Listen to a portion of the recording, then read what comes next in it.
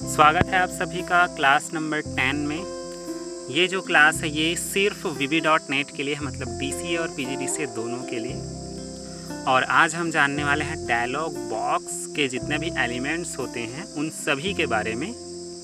और मैं एक बात बताना चाहूँगा कि जो एक कंप्यूटर यूज़र होता है वो हर रोज़ इस डायलॉग बॉक्स का यूज़ करता है, तो उसके लिए ये समझना बहुत आसान भी है और इम्पॉर्टेंट भी है। और हमने जब विंडो पढ़ा था तब हमने डायलॉग बॉक्स को पढ़ना स्किप किया था, उस लिए भी आज हम उसको पढ़ने वाले हैं। चलिए जान लेते हैं कि डायलॉग बॉक्स होता क्या है। इससे पहले आपको डायलॉग को जानना पड़ेगा। तो डायलॉग आप सभी को पता है संवाद, मतलब जो कुछ भी एक निर्देश दिया जाता है या फिर जो बातचीत होती है उसी को संवाद कहते हैं। फॉर एग्ज़ाम्पल आपने फिल्मों का जो डायलॉग होता है वो आपको पता होगा ही। उसमें क्या है, एक संवाद किया जा रहा है, मतलब जो कि वहाँ से आप तक पहुँचता है। तो डायलॉग बॉक्स का मतलब क्या हुआ, एक ऐसा बॉक्स जहाँ पे आपको कुछ इन्फॉर्मेशन या फिर कुछ बताया जाएगा, तो उसी को डायलॉग बॉक्स बोलते हैं। देखिए आपकी स्क्रीन में एक एग्जांपल है डायलॉग बॉक्स का, जहाँ पे आपको 3 कलर्स में से एक कलर को चुनने के लिए बोला जा रहा है, मतलब कुछ आपसे कहा जा रहा है डायलॉग के थ्रू, इसीलिए इसको डायलॉग बॉक्स बोला जाता है। और ये सारे चीज़ें इसलिए भी जानना ज़रूरी है क्योंकि VB.NET में जब आप फॉर्म क्रिएट करेंगे तो आपको इन सब का यूज़ करना भी पड़ेगा, ठीक है।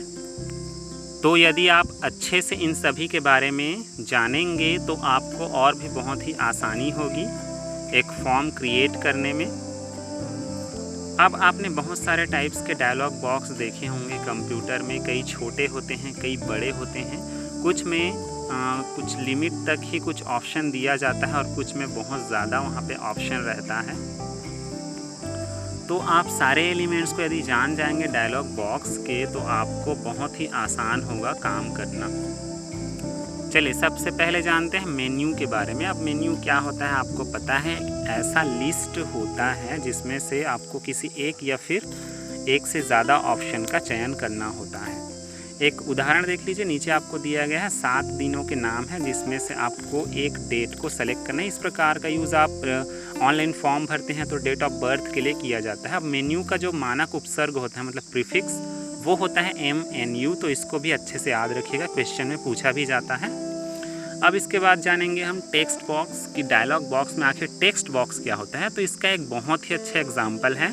सबसे पहले जान लेते हैं टेक्स्ट बॉक्स का मानक उपसर्ग, मतलब स्टैंडर्ड प्रीफिक्स क्या होता है। वो होता है TXT। अब आप बोलेंगे कि ये प्रीफिक्स क्या है, तो मैं आपको बता दूं, जैसे हम डॉक्यूमेंट को शॉर्ट में DOC लिखते हैं, उसी प्रकार टेक्स्ट बॉक्स को शॉर्ट में TXT लिखा जाता है या फिर यूज़ किया जाता है। देखिए एक एग्जांपल है आपके सामने। जैसे ही आप कोई फाइल MS वर्ड में सेव करने जाते हैं, मतलब Ctrl+S करते हैं, तो इस प्रकार से एक डायलॉग बॉक्स आपके सामने आता है जहाँ पे फाइल नेम जो लिखा है ना, उसके ठीक सामने आपको क्या करना पड़ता है, उस फाइल का नाम टाइप करना पड़ता है। नाम टाइप कर रहे हैं इसका मतलब क्या है, आप टेक्स्ट टाइप कर रहे हैं, इसीलिए उस बॉक्स को क्या बोला जाता है, टेक्स्ट बॉक्स, क्योंकि उस बॉक्स के अंदर आपको टेक्स्ट लिखना रहता है या फिर टेक्स्ट होता है। यहाँ पे देखिए ये है टेक्स्ट बॉक्स जहाँ पे आप अपने फाइल का नाम लिखते हैं। चलिए अब जान लेते हैं लिस्ट बॉक्स के बारे में। नाम से बिल्कुल स्पष्ट है कि एक ऐसा बॉक्स जिसमें लिस्ट होगा और उसमें से आप एक का चयन करेंगे। इसका मानक उपसर्ग मतलब कि स्टैंडर्ड प्रीफिक्स होता है LST, ठीक है। अब इसको एक उदाहरण से समझ लेते हैं। देखिए आपके सामने एक लिस्ट बॉक्स का एग्जाम्पल है जो मैंने आपको अभी अभी बताया भी था। सभी दिनों के नाम यहाँ पे है आपके सामने, मतलब एक लिस्ट है दिनों का, यहाँ से आपको एक का चयन करना है। याद रखिएगा लिस्ट बॉक्स में आप कुछ लिख नहीं सकते, आपको पूरा का पूरा लिस्ट सामने से दिखाई देता है। आपको किसी भी दूसरे बटन में क्लिक करने की ज़रूरत नहीं होती, आप सिर्फ उस ऑप्शन पे क्लिक करते हैं जहाँ पे आपको वो सही आंसर चुनना रहता है। चलिए अब जानेंगे हम एक बहुत ही इम्पॉर्टेंट ऑप्शन, और वो है चेक बॉक्स, मतलब कि एक ऐसा बॉक्स जिसमें आपको चेक करना रहता है, मतलब टिक लगाना होता है। चेक बॉक्स का स्टैंडर्ड प्रीफिक्स है CHK, मतलब कि चेक, ठीक है। तो इसको भी याद रखिएगा, चेक बॉक्स का स्टैंडर्ड प्रीफिक्स CHK होता है, ठीक है। चलिए आपके सामने है एग्जाम्पल। आप यहाँ से ना सबसे नीचे की ओर देखिएगा, नीचे में कुछ ऑप्शन है इफ़ेक्ट्स के लिए। इफ़ेक्ट्स लिखा है और उसके नीचे कुछ ऑप्शन है, देखिए। ठीक है, अब देखिए इतने सारे टेक्स्ट के इफ़ेक्ट होते हैं, मतलब जो आप टाइप करते हैं ना MS वर्ड में, उसको सेलेक्ट करके कोई इफ़ेक्ट डालेंगे ना तो वो इफ़ेक्ट उसमें लग जाता है। अब चेक बॉक्स का फ़ायदा ये होता है कि आप इन सारे ऑप्शन में से एक से ज़्यादा विकल्प का भी चयन कर सकते हैं। आप चाहें तो सभी का चयन कर लीजिए। ठीक है, जैसे आप ऑप्शन बटन में देखे होंगे वहाँ पे केवल एक ऑप्शन का चयन करना होता है, लेकिन यहाँ पे आप बहुत सारे ऑप्शन का यूज़ कर सकते हैं। ठीक है, चलिए अब जानते हैं रेडियो बटन, और इसी को बोला जाता है ऑप्शन बटन भी, मतलब कि कुछ ऑप्शन आपके सामने दिया जाता है और आपको केवल एक ही ऑप्शन का चयन करना होता है।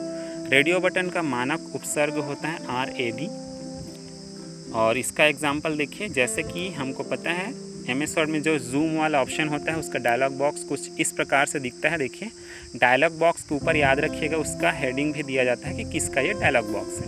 यहाँ पे जूम टू के नीचे देखिए 200%, 100% और 75% लिखा है, उसमें से केवल आप एक का चयन कर सकते हैं, एक से ज़्यादा का नहीं। याद रखिएगा केवल एक का चयन होता है रेडियो बटन में, और जब चुना जाता है इसको तो उस इवेंट को कहते हैं सेलेक्टेड, मतलब एक आपने सेलेक्ट कर लिया, इसलिए क्या कहा जाता है रेडियो बटन में जब आप टिक करते हैं तो सेलेक्टेड। तो इसको भी याद रखिएगा आप लोग बिल्कुल अच्छे से। ठीक है, जो आप टेस्ट अभी दिला रहे हैं उसमें भी इसी का यूज़ किया जाता है, रेडियो बटन मतलब कि ऑप्शन बटन का।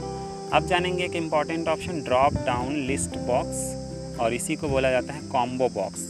कॉम्बो बॉक्स क्यों बोला जाता है पता है? क्योंकि ये दो एलिमेंट से मिल करके बना होता है, इसको मैं आगे बताऊंगा। फिलहाल देख लीजिए, कॉम्बो बॉक्स का स्टैंडर्ड प्रीफिक्स है CBO, मतलब कॉम्बो बॉक्स।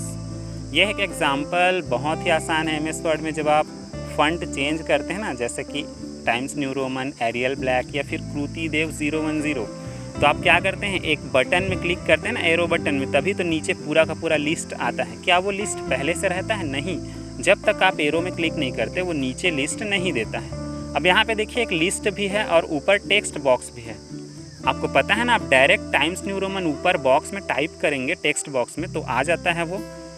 तो ध्यान से देखिएगा, ये दो एलिमेंट से मिलकर बना होता है। लिस्ट बॉक्स पहला, यहाँ पे देखिए जहाँ पे आप कुछ टाइप कर सकते हैं, और नीचे आपको दिखाई दे रहा होगा लिस्ट, मतलब कि टेक्स्ट बॉक्स और लिस्ट बॉक्स मिल करके क्या बनाते हैं, कॉम्बो बॉक्स बनाते हैं। तो ये भी आसान है समझना इस चीज़ को। ठीक है, चलिए आगे देखेंगे,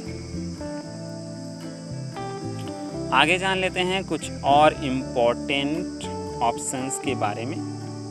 चलिए देखिए, कुछ के प्रीफिक्सेस मैंने अभी बताए हैं आपको, और यहाँ पे एक लिस्ट दिखाई दे रहा है आपको। आप इसका स्क्रीनशॉट ले लीजिएगा और अपने नोटबुक में नोट कर लीजिएगा इन सारी चीज़ों को। ठीक है, कि किसका कौन सा प्रीफिक्स होता है और उसका एग्जाम्पल भी याद रखिएगा। प्रीफिक्स ज़्यादा पूछा जाता है VB.NET का जब एग्ज़ाम होगा तब। चलिए कुछ और इम्पॉर्टेंट पॉइंट्स हैं जिसको मैं आपको बता देता हूँ, और ये भी क्वेश्चन में आ सकता है जब एग्ज़ाम होगा आप लोगों का।